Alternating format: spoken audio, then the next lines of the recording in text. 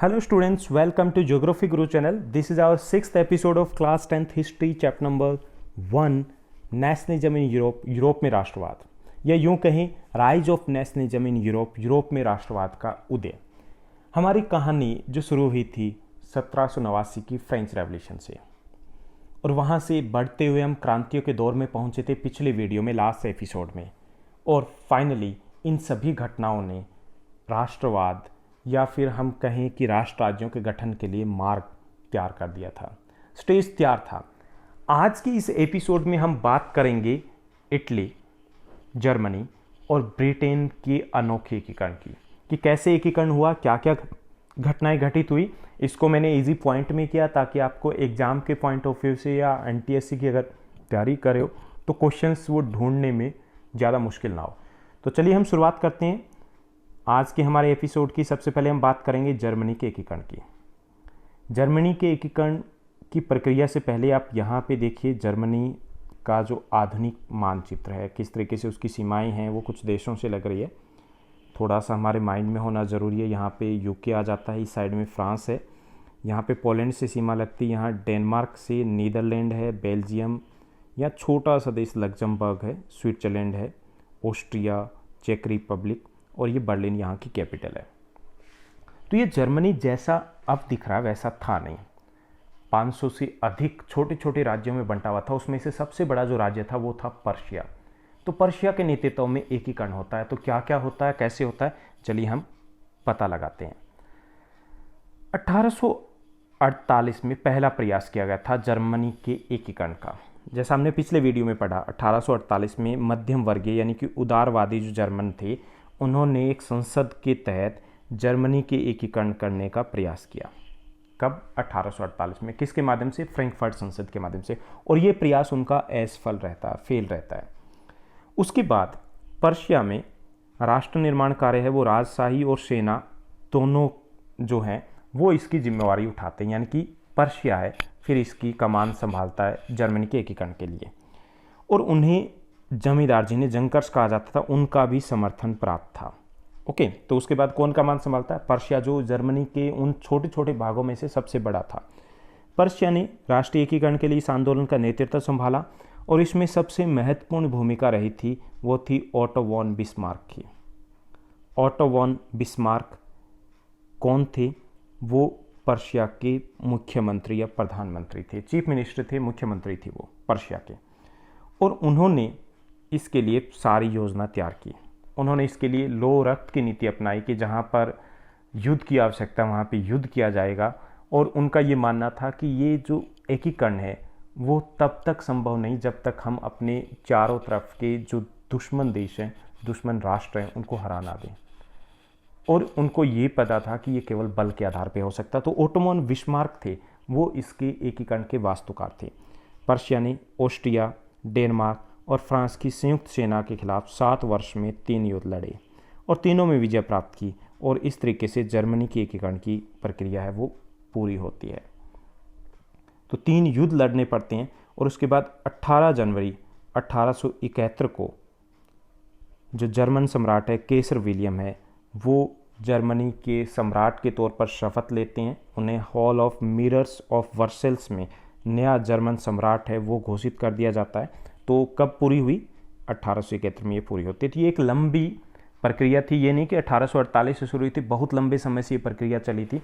काफ़ी जटिल प्रक्रिया थी और काफ़ी ज़्यादा 500 से अधिक छोटे छोटे राज्यों में जर्मनी बंटा हुआ था। लेकिन फ्रैंकफर्ट संसद का पहला प्रयास और उसके बाद ओटो वॉन बिस्मार्क के प्रयासों से जर्मनी का एकीकरण 1871 में पूरा होता है। और इस एकीकरण के साथ पूरे यूरोप में पर्शिया का दबदबा स्थापित हो जाता है। पर्शिया जो अब जर्मनी था। जर्मनी की अनोखी कहानी थोड़ा सा मैं वैसे ही बता रहा हूँ आपको कि काफ़ी इम्पोर्टेंट है। एक जर्मनी जो 1871 से पहले नहीं था, वो जर्मनी जो फ्रांस, महान फ्रांस था, उसको हरा देता है। वो जर्मनी जो 1871 से पहले नहीं था, प्रथम विश्व युद्ध में पूरे विश्व को हिला देता है और प्रथम विश्व युद्ध के बाद 0 पे आ जाता है। वही जर्मनी द्वितीय विश्व युद्ध, सेकेंड वर्ल्ड वॉर में फिर मुख्य कारण बनता है विश्व युद्ध का, पूरे विश्व को हिला देता है। द्वितीय विश्व युद्ध के बाद फिर 0 पे था, और अब अगर बात करें फिर दोबारा से वो टॉप 10 कंट्रीज़ में, तो वहाँ के जो लोग हैं, जो उनका एटीट्यूड है, जो उनकी मेहनत है, वो बहुत अद्भुत है। तो ये था जर्मनी का एकीकरण। उसके बाद हम थोड़ा सा ओटोमन बिस्मार्क के बारे में जान लें, क्योंकि इम्पोर्टेंट है ये क्वेश्चन।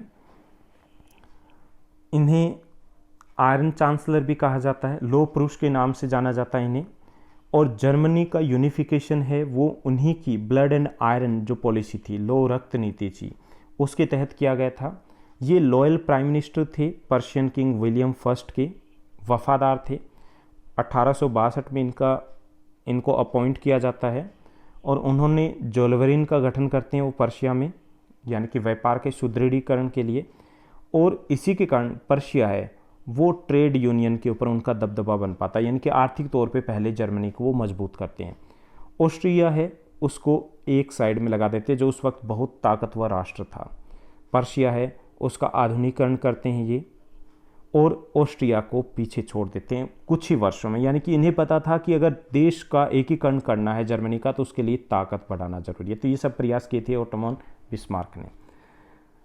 आगे हमारा जो दूसरा टॉपिक है वो है इटली का एकीकरण। ये भी इंपॉर्टेंट है 5 मार्क्स के लिए। जर्मनी, इटली और ब्रिटेन का एकीकरण, तीनों में से कोई एक क्वेश्चन आपके बोर्ड एग्जामिनेशन में रह सकता है, लॉन्ग आंसर टाइप क्वेश्चन में।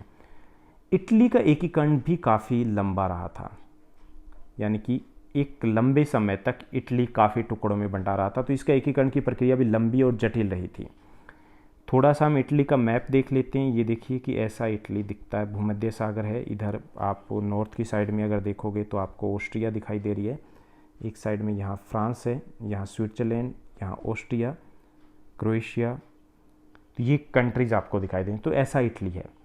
लेकिन इटली शुरुआत में 7 राज्यों में विभाजित था। कितनों में? 7 अलग अलग राज्यों में विभाजित था। और अलग बात ये थी कि ये 7 राज्य अलग अलग देशों के अधीन थे। तो ये 7 राज्यों में विभाजित था। केवल सार्डिनिया पिडमांट है उस पर एक इतावली वंश का शासन था, बाकी सभी के ऊपर दूसरे देशों का शासन था 7 में से।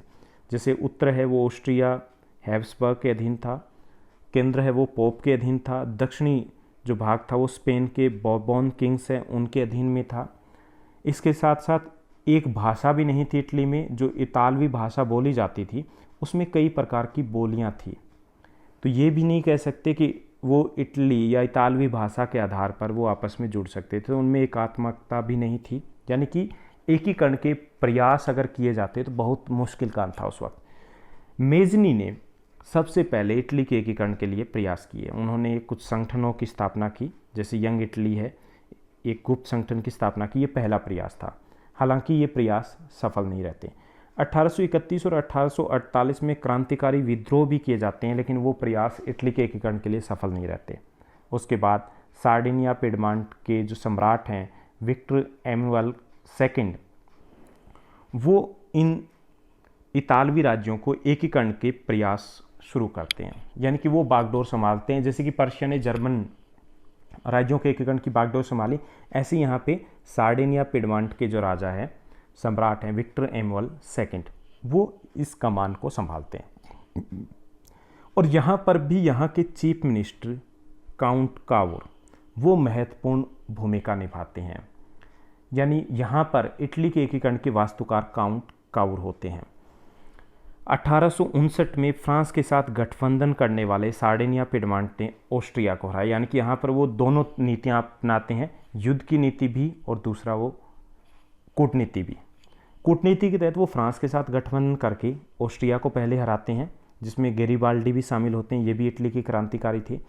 1860 में इटली है वो दक्षिणी इटली है, वहाँ पर कब्जा करते हैं। दक्षिणी इटली और किंगडम ऑफ द टुसिली वहाँ पर मार्च करते हैं और स्पेनिश शासन जो शासक हैं उनको वहाँ से निकाल फेंकते हैं। यानी कि धीरे धीरे प्रक्रिया है वो आगे बढ़ाई जाती है।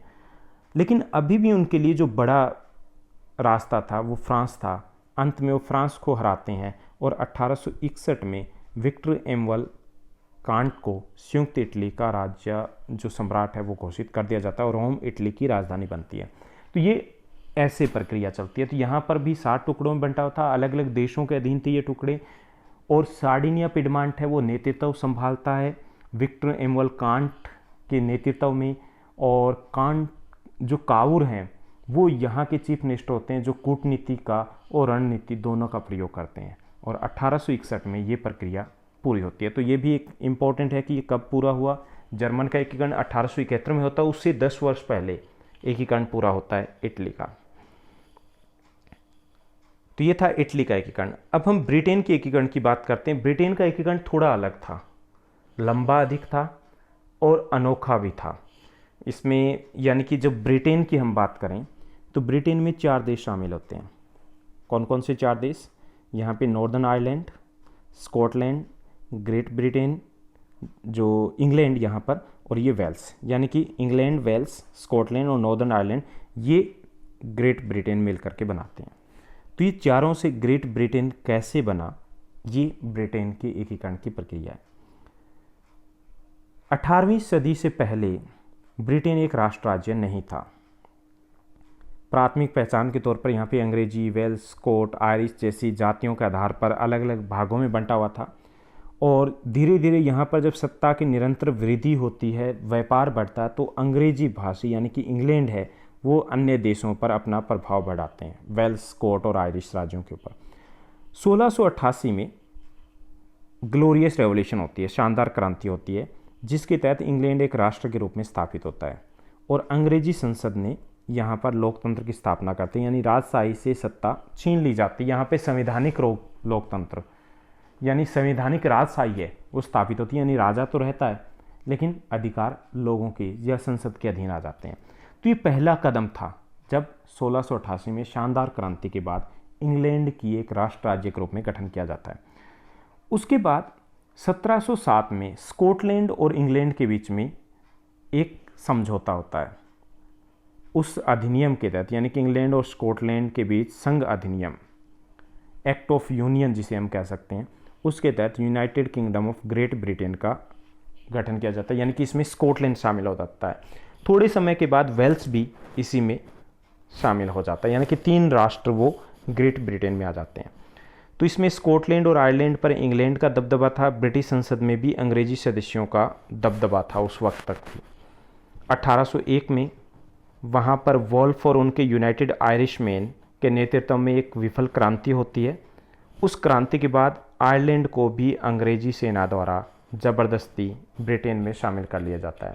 तो इस तरीके से 1801 में ब्रिटेन का एकीकरण पूरा होता है। तो इसमें भी कुछ सहमति से शामिल होते हैं वेल्स और स्कॉटलैंड, जबकि आयरलैंड है उसको बल के प्रयोग से शामिल किया जाता है।